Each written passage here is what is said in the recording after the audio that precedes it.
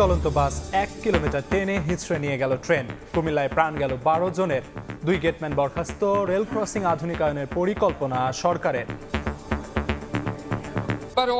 একটা rail gate lineman যদি সচেতন থাকতো তাহলে দুর্ঘটনা মানুষের প্রাণহানি হতো না। রেল ক্রসিং আছে, সেখানে আমরা আন্ডারপাস অথবা ওভারপাস করার একটা চিন্তা ভাবনা আছে। আরেকটা হচ্ছে যে ব্যারিয়ারগুলি রয়েছে সেগুলিকে অটোমেটিক সিস্টেম করে।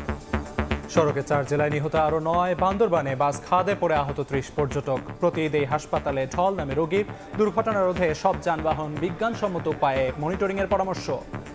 গাড়ি স্লিপ করে না, মানে অটো গেছে উপরে দেয়। বাচ্চা নিয়ে মনে করেন ঈদে আনন্দ করার কথা, আজকে আমি হাসপাতালের বেডে। বেপরা মোটরসাইকেল, অটোরিকশা অ্যাক্সিডেন্টের রোগীগুলো বেশি আসছে। আধুনিক বা ডিজিটাল সিস্টেম টেকনোলজি সহায়তা নিয়ে যাতে কিনা ওভার স্পিডিং করলে বা কোনো রেকলেস ড্রাইভিং করলে যাতে আমি ক্যামেরাতে সেটা ধরা পড়ে এবং ক্যামেরাতে ফাইনটা করতে পারি।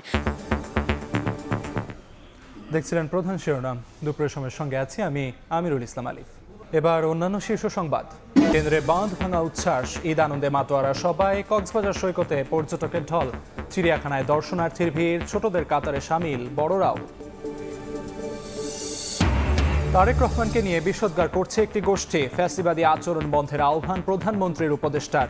সংস্কার ইস্যুতে ছাড় না দেওয়ার হুঁশিয়ারি বিরোধী দলীয় নেতার।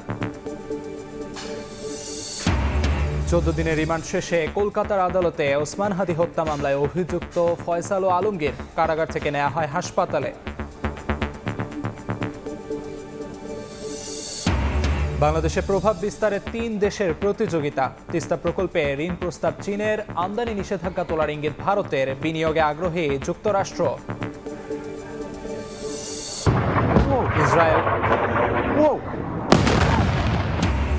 ইসরায়েলের 5 শহরে ইরানের ক্ষেপণাস্ত্র হামলা। বহু হতাহতের দাবি IRGC-র। অস্বীকার তেল আবিবের। হরমুজ প্রণালী খুলে দিতে 48 ঘন্টার আলটিমেটাম ট্রাম্পের।